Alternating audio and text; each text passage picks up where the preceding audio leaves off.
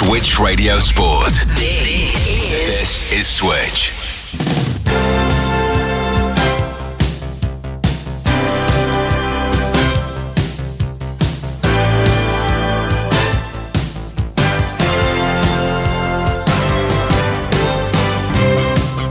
Worcester City win that game and they will be in Division 1 Midlands next season. Chance in Paul Job's got chance in the penalty, gets shot in and goes to the back of the net, and Cheyenne Jarvis gets the second goal for Leaford Athletic this afternoon, found space in the 6-yard box. Back to the edge of the penalty area with the pass, crossing towards the back post, headed goalwards and in! That's a great shot from De Castro! Oh, what a save for Gray!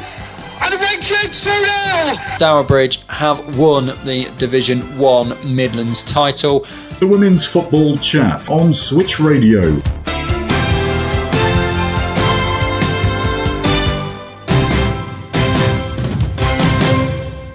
Good evening, welcome along to this week's Women's Football Chat. My name is Chris Gadsby. I'm here every week bringing you the very latest from the third and fourth tiers of women's football here in England. That's the FA Women's National League, the 6 leagues that make up the FAWNL and the 72 teams within them. And well, we are now just 2.5 weeks away from the start of the season. It's actually August tomorrow, and as I said, we're now just 2.5 weeks away from the start of the season. Pre-season carrying on, and that time is ticking ever closer. The deadline to have 11 players registered is actually coming up this weekend. So teams are having their final trials if they haven't got their team completely sorted. Some pre-season games with trialists in as well. Player signings are being announced left, right and centre as teams get their squads ready for the start of the new campaign. And it's been, well, another bit of a quiet week here on the Women's Football Chat. As I said, teams just get their pre-season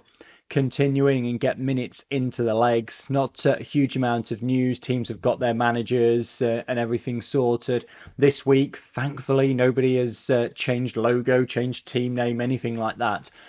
So it will be another shorter episode of the Women's Football Chat this week. We do have an interview with Kidderminster Harriers Andy Fisher coming up for you later on in the show. But we will start with the big piece of news that has come out this week, and that is the details surrounding the FA Cup. Now, there are over 500 teams taking part in the FA Cup this year, and we have the information which is kind of always the same as it is. So tier 4 sides, they will come in the third qualifying round. The tier 3 sides, the Northern Premier and the Southern Premier Division, will come in the first round. Then the Championship sides come in the third round, and the Super League sides come in the fourth round. But the most interesting piece of news that's come out of the last 7 days regarding the FA Cup is when they published the FA Cup prize fund, which has increased. Yay!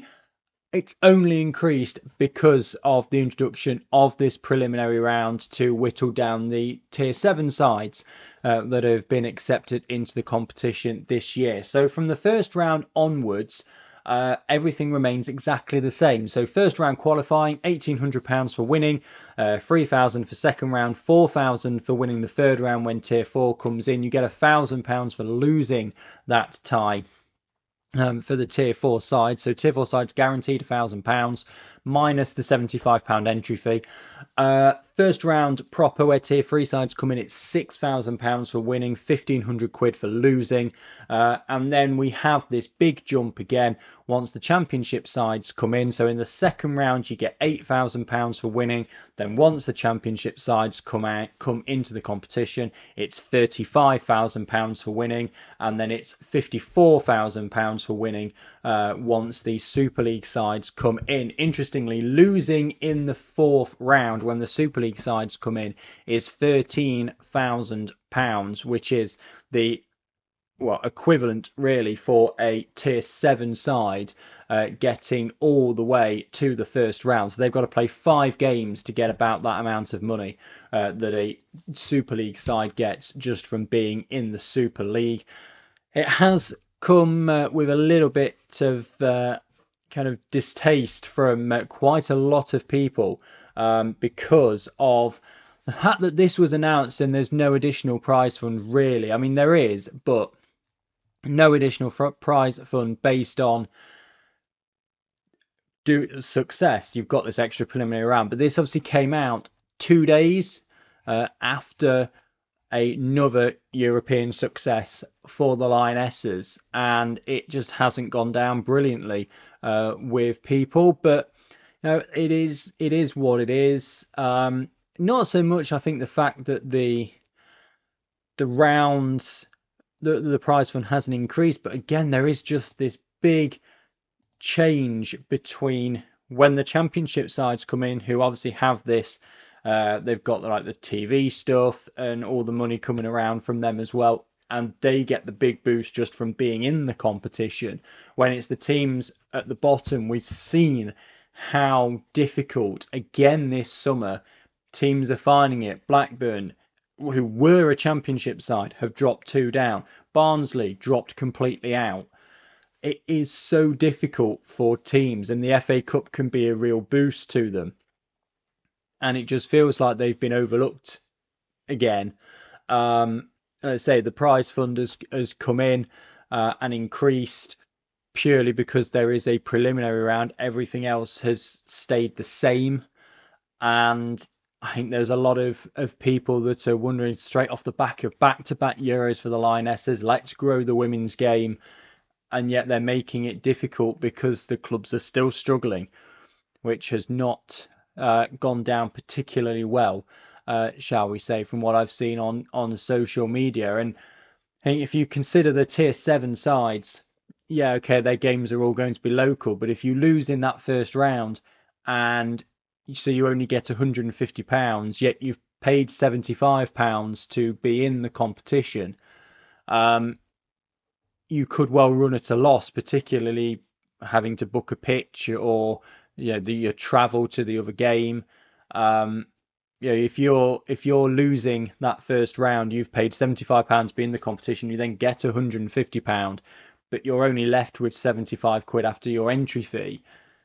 That's not a lot of money for an extra game where people get injured and all the rest of it. So yeah, interesting one. Do think the money needs to increase, particularly, of course, there is this new deal this year surrounding the FA Cup and putting games on TV. So I think there was a real opportunity there to kind of make a big song and dance, change the money a bit, even if, as I said, they just reallocated the money to different rounds and made it a bit more of an equal progression. But feels like they have missed a bit of a trick. Away from that, it's been 7 weeks of competition, but we have had the winners of the Summer Knockout 2024, 2025. And it's Leffield Athletic, who are officially the nation's favourite FAWNL side. They took on Halifax, the defending champions Halifax, in the final, and they finished up winning by, if I can do the maths very, very quickly, that is 66 against 106, so about 40. And Leffield Athletic, the nation's favourite FAWNL side. 7 weeks of competition. Thank you to everybody who played a part, did their voting over the last 7 weeks. It's always a good laugh, the Women's Football Chat Summer Knockout. It's great to get so much involvement. And Leffield Athletic, the nation's favourite side. And then just finally, another piece of news that I put out myself. Really, obviously, we had superb success from the Lionesses. I know I'm preaching to the choir, particularly on this show, but remember, it's not just 12 WSL sides you can go and watch this season. There are 393 women's football teams in tiers 1 to 6, not just 12. And there will be one very local to you, and they would very much appreciate your support. Again, fully aware that I am definitely preaching to the choir with this, particularly on this show dedicated to the 3rd and 4th tiers, but it is worth reiterating that it's not just the WSL in this country. I know that's kind of what the mainstream media focuses on, completely see why they focus on it, but there is a big difference between 12 sides, many of which, bear in mind, are in London, and the FAWNL and the rest of the football pyramid. If you take a look at the WSL, once the site decides to load, you've got so many teams that are London-based or Manchester-based. If you take a examination of the table, when it, as I said, when the site decides to load, this is what happens when the site goes off. But you've got obviously Arsenal are London, Chelsea, London, London City Lionesses, Spurs, West Ham. Of the 12 Super League sides, 5 are London. Then you've got further south than that, you've got Brighton. And then you've got your Aston Villa, who are obviously Birmingham, 2 in Manchester. And then you've got your Liverpool and your Everton, and then your Leicester City. So you've got Liverpool, Everton, Man City, Man U up in that kind of northwestern area. That's 4 of the teams. You've got 5 in London. That makes you 9. Then you've got your Brighton down there. And then you've just got 1 in Birmingham in for Aston Villa and 1 in Leicester. So there's not a huge amount around for anyone over in East Anglia, down in the southwest, over towards Wales, northeast. It's very concentrated, the WSL.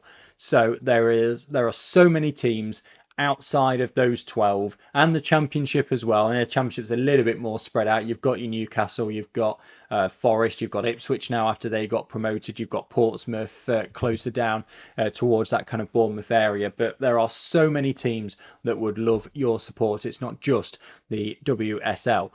Right. Interview time this week on Switch Sports.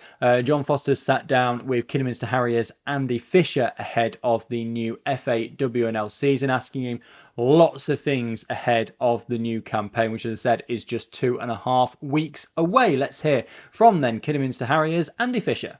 Andy, thank you for joining me today. You're now in the National League. It's what you've wanted for 13, 14 months. The players have wanted it, the fans have wanted it, the club have wanted it. And now that you're there, are you ready for it? Yeah, it's been a really, really challenging, exciting 12 months in the club. To think about this time last year where we were thinking about what we've got ahead of us as a club and me personally. I think the aim was kind of just to kind of get back into the game and down the line always get back into the National League. So from a personal point of view, I'm ecstatic to be back in the National League. I loved it when I was last there. I think it's a great place. I think it's the best league to be in, and it's just, as it says, the heartbeat of women's football. So for me personally, absolutely delighted. I think for the club and group of players and what we went through over the 12 months to get to where we are now is an absolute incredible achievement in the first year. In all honesty, I think when you think about the club, and they've tried over the last 6 to 7 years, different managers, different players to get to this point, and we've done it within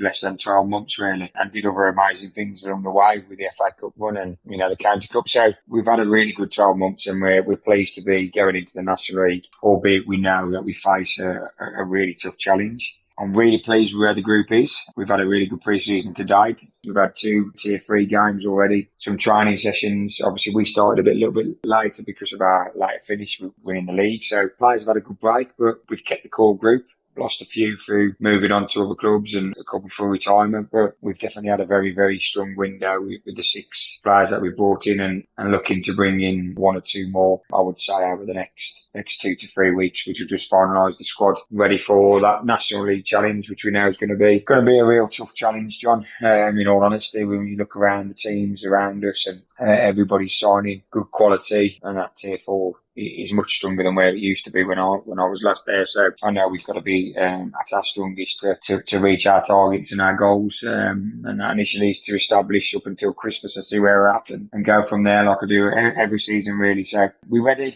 We've had a great pre-season today. 2 great games this week ahead, and hopefully finalise the summer window as it is with a couple more signings to finish off the squad. But it's not just about the squad, is it? There that you're in the National League, there's lots of boxes to tick off the field as well, is it, for you to hit the National League requirements. How's things away from the field as well? In all honesty, when you're in a position like we were March, April, you start prepping anyway. It's difficult to finalise because we never took things for granted. We knew that we could have easily finished second in that division last season. So Matt, behind the scenes, had already started prepping with the club, and it was important we did that because you run out of time otherwise, especially when you finish the season late as we did. So we started prepping, as you've seen. We've moved to Droitwich this season, which was a huge must. As much as Cozy's great for training and training facilities down there, it's definitely not a match day facility right now. It will become that, I'm sure. But we needed our own football ground, and the partnership with Droitwich is great in that setup, and we play there on Wednesday night for the first time. So I'm looking forward to that, and looking forward to being hosted by them for the season. And as you see, most clubs do really. They seek out with alternative venues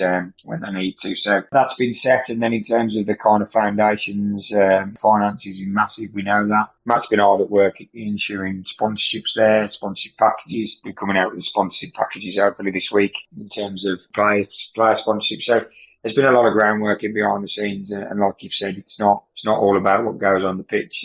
There's so much to do behind it, but when you've got kind of somebody like Matt, who's behind the scenes as head of women's football, he's dealing with that and sorting all that out, to ensure we're ready and prepped for the season ahead. So we're there. We know we've got more to do, but we're in a great position on and off the pitch, ready for the National League. That's good to hear, Andy. And one of the things that fans do like to hear over the summer are new signings who's going to be joining the team. You've announced 6 new players: Liv Woolston, Mary Britton, Liv Stokes, Beth Grady, Chloe Evans and Kieran Newell. What can you tell us about this first batch of players, Andy? Well, first of all, they've strengthened us. No doubt about that. And I think that's important. I think when you lose players, it's always important to bring in players and make sure they're strengthening the current squad that you've got. And that's happened. There's no doubt about it. But one thing you'll note in there, that there's a mixture of real experience with 16, 17-year-olds. And that's important for me as well, because, as you know, I like to build players for the future. I like to build players who are Andy Fisher players who kind of come in and understand the project and want to work hard for the badge, and done that with all of those players really, and even the experienced ones. Some of those experienced players were players who were keen to come and work with me, and I'd been keen to work with them in the past. So you look at Chloe and Liv, Beth Grady tried to sign last season. So we've done really well with getting those 6 players, and all of them have strengthened us without a shadow of a doubt. And, the youngsters in there, Mary on loan from Cheltenham, which is just great. I mean, she's turned some heads already. She's going to be a real one for the future of the women's game, but also this season she'll feature for us. I saw Courtney Murphy, interestingly, over the weekend, and I said she reminds me just like Courtney Murphy in the way that she looks, but also the way that she plays. So I'm really excited to have Mary, and Liv Stokes is just a very good quality on the ball. So there's just, really pleased with those six we've done initially, but we know that we're probably 1 or 2 too short to finalise the squad, and whether that happens now or whether that happens early on in the season leading up to Christmas, that's absolutely fine. We know that players will move on from their current clubs after their game time might be lacking, or we missed out on a couple that were really keen to get over, but unfortunately we didn't get them over, and they moved to other clubs in our league, which strengthens them, and we lose out on that. But that's football, and that's football life, isn't it? So really pleased with the 6. Hoping to bring 1, 2, maybe even 3 if needs be in to strengthen us and finalise us. And whether that'll happen over the next 2 or 3 weeks, who knows? But there's potential of a couple on the horizon. So hopefully we get those finalised, and we're set for the start of the season. But yeah, like I say, really pleased with the 6 that we've got in, and looking forward to seeing them more over the pre-season. Usually, a newly promoted club would look at survival being their priority, but knowing you and your ambition, is your ambition a little bit higher than that this season? Yeah, 100%. I'm not going to sit here and say I'm going to go and do what we've done before or what I've done before. I know people are going to go, oh, here he goes again, but and he said that before, but it's a very different animal, very, very different animal.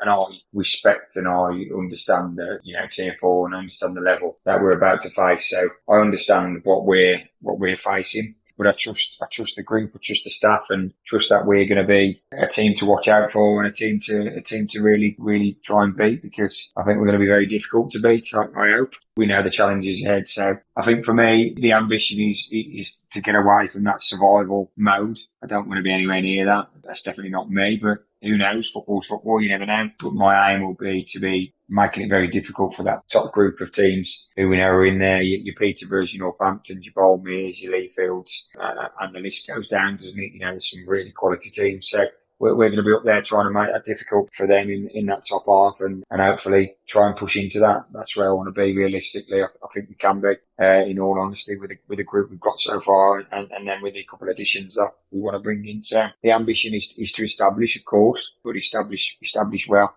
and make sure we're not facing a dog fight come Christmas or after, because that's not where we want to be. And I don't think that's what we'll be doing, but who knows? We know that the division's full of quality, so the ambition will be high but realistic. The fixtures are out, Andy. A trip to the other newly promoted side, Sheffield FC Women, on the first game of the season. Last game of the season is against Sutton Coldfield away. How much detail do you look in when the fixtures come out about who you're playing and when? A lot of detail. You know, I've already been looking at Sheffield. They're the focus, in all honesty, because they're the first 3 points. Really funny fixture to go back into, but that'll be the same. Graham is a very, very good manager. Brought some good signings in by the looks of it over the summer. As with us, they've got high ambitions, very high as a matter of fact from what I've heard on his interview, but he'll be looking to get a good win on his first game back in the National League for them. So it's going to be a really, really tough challenge, but I don't think any game's going to be easy.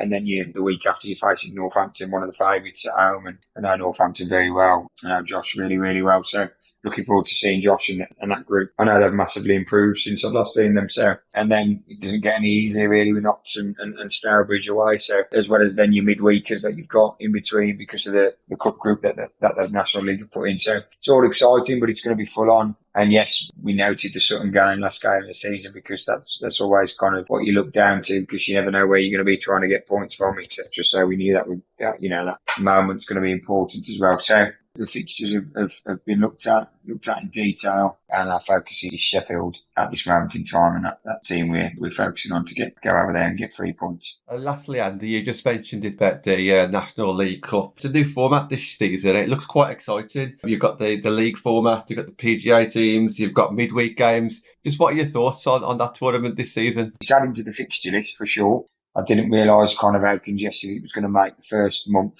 and it has. 2 extra games or 3 extra games if you find the Cheltenham one in there, which is later on in the month, and those 2 midweekers. So that's a real challenge, because that brings you kind of 3 game weeks in a sense, Sunday, Thursday, Sunday. But listen, that's what we want. That's what the National League's about. I love midweek games. It just brings different challenges where you've got to kind of manage players. Hence why we're looking to build a big squad, and I'm sure everybody else does, to rotate in that. And we'll be looking to set a good stall out in that cup competition. I think the group's great. I think it's a really, really good group for us. I think Cheltenham, which is I'm really pleased about because of our relationship with Cheltenham and Tom. So that'll be a good fixture for us to pit ourselves against Cheltenham, and then Blues in there and also Worcester. So yeah, it's a really exciting cup competition. I think the format is added to a bit of congestion, but one that I suppose this division needs really, or this division takes from you. That's what the level that these players are playing at, and we're at. So it's good. I'm pleased. I'm excited about it. And we'll just have to manage those 3 game weeks. And that's part of the challenge. But there's nothing better than midweekers, and we've got 3 already in the first month, which is great. So we'll see what it brings, and hopefully we can get through that stage early on. I ain't really sure kind of about how it works after the group stage. In all honesty, I haven't looked properly at it. But hopefully we set a good stall for ourselves and see what happens. Yes, big thank you to Andy for sitting down and chatting to Switch Sport this week. And best of luck to him and the rest of Kidderminster Harriers ahead of the new season. That will then about do it for this week's episode of the Women's Football Chat. Again, a bit of a shorter one, not a huge amount in the way of news. Next week then, we are well and truly into August. We are going to be on August the 7th, just 10 days away from the start of the new campaign, which means it'll be the last summer show really before we get into the fixtures for the opening day of the season, which is, as I said, getting closer and closer. If you're the league, they also managed to tag Bradford in the Southern Premier Division, so there'll be some long trips for Southern Premier Division sides coming up in the next season. But they'll be full of stories. There'll be plenty of tales to tell over the course of the next campaign. Of course, we'll be here every single week bringing you the very latest from the third and fourth tiers of the FAWNL. I'll be back there next week to bring you any news that's come out, and inevitably there'll probably be something between recording this and it being posted later on this evening. If I have time to put something in, then I'll put it in here. And of course, yes, there was something. We are going to Lewes, who have announced the appointment of Emma Byrne as the new manager of their women's first team and head of goalkeeping, which they say marks an exciting new phase in their development. She joins at a pivotal moment for the club, taking the baton from Nat Lewes, who led the team through a strong and stabilising 24-25 season. They also say that Emma is the ideal leader to carry this vision forward as we enter the second phase of our strategic rebuild. With a distinguished background as a player, coach and commentator, she brings a wealth of experience and a proven ability to foster high performance environments that elevate both players and staff. She has said she is delighted to join Lewes FC, a special club that's ambitious and relentless in raising standards at the club and for women's football everywhere, with an amazing community spirit. She's looking forward to working with a talented group of players and staff and wants to thank Nat for all her hard work from last season to build the foundation for the club to continue to grow. Now, she also says that they have their sights firmly set on a return to WSL 2 in the coming years, and the head of women's football, Lynn Burrell, says she's thrilled to welcome Emma into the Lewes FC family. So, yeah, new signing for Lewes in the form of a new manager in Emma Byrne, and it'll be interesting to see the footballing philosophy that she brings to Lewes and see how they do next season. Hasn't got a lot of time between this appointment and the start of the season, so it'll be interesting to see if they can hit the ground running or if it might take a little bit of time to get her philosophy into the mindset of the team. But as I said, we always have some news between recording and publishing of the show, and I was able to stop this one in just in time. That'll do it then for this week's episode of the Women's Football Chat. Thank you very much for watching and or listening, and goodbye.